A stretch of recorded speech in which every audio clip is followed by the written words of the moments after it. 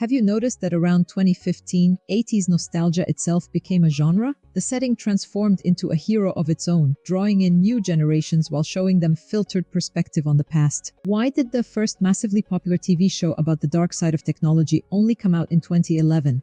Haven't we been paranoid about our cell phones since the mid-2000s? Well, yeah. Said the Black Mirror writers, and here we are. I know, fiction's traditions are powerful, but sometimes that power leads to mindless imitation rather than true reflection.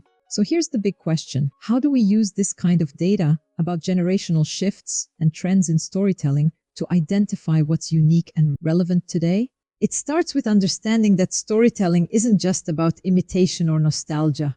It's about reflecting the unique challenges and aspirations of the current moment. Whether it's exploring new relationships with technology, generational dynamics, or the evolving meaning of community. When I first wrote this script, I thought about advising you to focus on trends. But honestly, that's probably the worst advice you could give a game developer today. Why? Because think about how much has changed in just the past 10 years. One of the biggest shifts we've seen is the rise of microtrends. Remember when memes used to stick around for a year or more? Now, the lifespan of a meme format barely lasts a couple of weeks. Why does this matter? The game story for your new game should not be based on microtrends.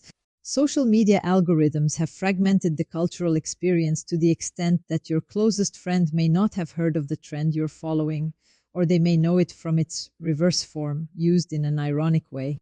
This fragmentation doesn't just influence how we consume humor, it affects how we communicate and create. When social media, a hub for today's people to share and engage with contemporary media, makes something viral, it tends to undergo a process of ironic reinvention. It starts off with one intended meaning before it ends up having the opposite effect.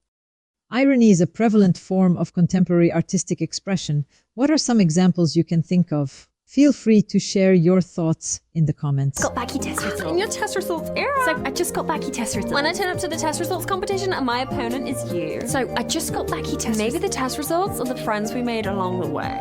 Sorry, I just got backy I test. can't let the gang know I fuck with these test results. So I just got backy test Maybe our results. test results. You've got cancer.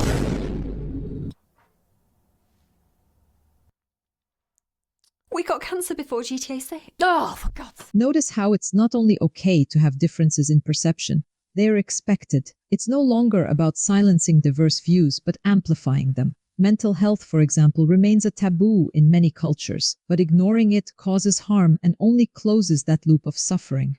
It's a generational beef cycle of humanity. It always has been and always will be.